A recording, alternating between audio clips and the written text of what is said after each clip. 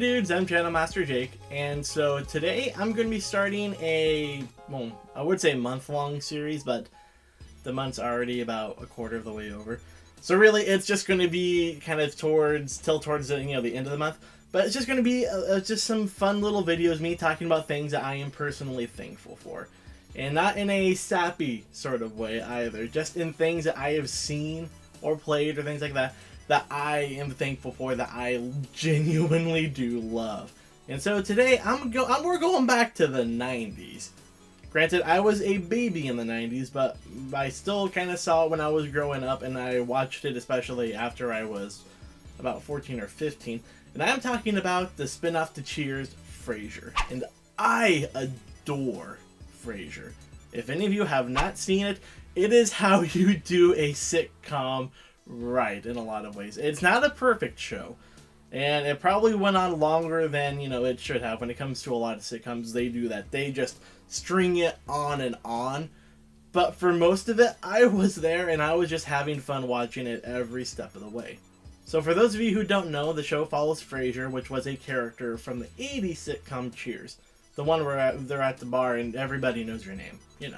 Everyone knows Cheers. He was a character there. They thought he was interesting enough to get his own spinoff, and thus they did. It's called Frasier. And it follows him as kind of a snobby, high-end psychiatrist, and his dealings with the more mundane and petty world. And it's just hilarious to me. The show has him, it has his brother, who's equally as snobbish. They're oddly very down-to-earth ex-cop father and his dog, Eddie, who always gets Frasier's guff, and his physical therapist, who's a kind of weird, quirky British lady named Daphne. And, the show is hilarious. For starters, the chemistry among the cast is fantastic. They've bounced well off of each other episode 1. You don't get that too often with a lot of shows. It takes people some time to kind of learn, the other actors, timing and how they work. And, it's not very often they just kind of throw them in and they just start kind of bouncing pretty quickly off of each other. That doesn't happen too often. So for me, that was already a automatic point.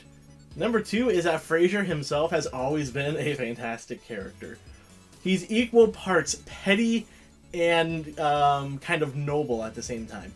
He really wants to help people, but at the same time, he can obsess over the tiniest things that affect him.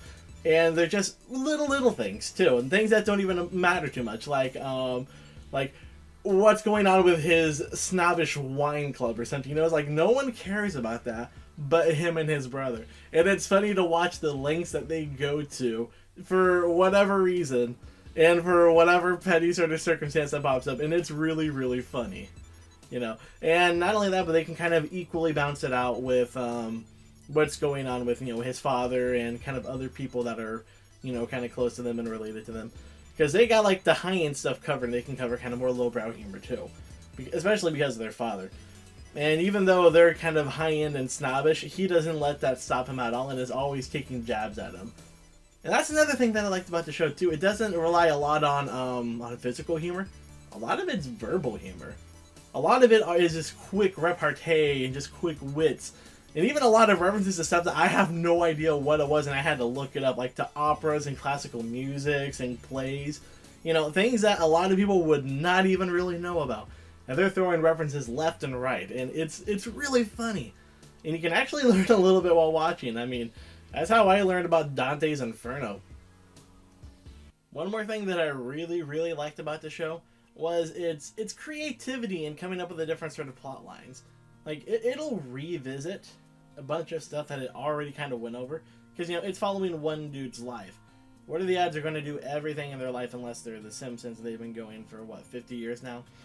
But it revisits similar sort of scenarios, but it will do something different with what kind of happens with them, and that makes revisiting stuff fun for me. So you don't get bored with it. You're kind of interested. Oh, we're going back. Like I said, let's go with the wine club. I already used that. We're going back to the wine club. Well, let's see what's going to happen this time. And it's always usually something different that comes out of it. It's really good. And I really enjoyed visiting that. One of the biggest things that I kept revisiting was his brother's crush on the father's physical therapist, Daphne. And they revisit that often for humor material, because he's married, but he's obviously, you know, has a crush on her, which, you know, that's a no-no, kids. That's a no-no. But as the show kind of develops, he gets into a bunch of marital problems because his wife, they constantly make jokes about as being like a thin, demon-like creature. They get a lot of material out of that. But they eventually split up, and he actually does start chasing her, you know, starts pursuing her romantically in a serious fashion. And they actually do take the time to build an actual relationship with him. So, I mean, it's one of the few times where I could actually see opposites kind of attracting, because they actually take the time to build it and show it. Most shows either, you know, take too long getting the build-up goings or having more fun dangling it in front of you, or they never kind of get off the ground in the first place. So it was really nice to see them build toward it and finally get to a satisfactory conclusion by the time the show ended. Yeah. So those are just a few reasons why I love Frasier so much.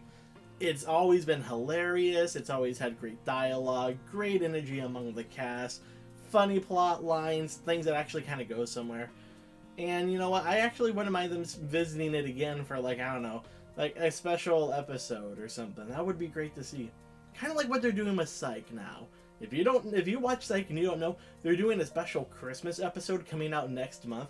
2-hour special. Got back the original creator of the show, Zachary Levi, who's going to be Shazam and it was Chuck, is going to be the villain in that. It looks like it's going to be great. If they could do something like that with Frasier, like, you know, it's been 20 years later, here's like a special hour-long episode or 2-hour-long special that's kind of showing what's going on. That'd be really cool to see. I'd be down for that. But in the meantime, you know what? It's just something I love, and I really hope other people check it out more often. It's on Netflix, you know, so if you have Netflix, you should at least check out the first couple of episodes. It does a really good job, and I've always loved it. Well, I've been Channel Master Jake, and I'll see you dudes next time. Make sure to hug someone you love today. Bye.